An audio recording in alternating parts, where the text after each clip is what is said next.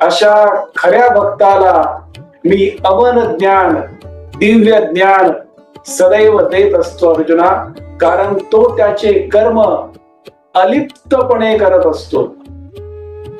अलिप्त कर्म म्हणजे कर्मफळापासून स्वतःला दूर ठेवून केलेले कर्म, कर्माच्या परिणामाचा विचार न करता सर्वोत्तम प्रकारे केलेले कर्म म्हणजे अलिप्त कर्म आहे अर्जुना.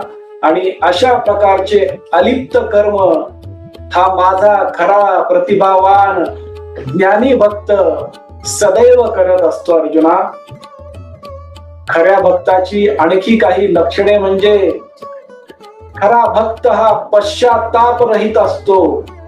खरा भक्त दुःख रहित, वेदना रहित असतो अर्जुना.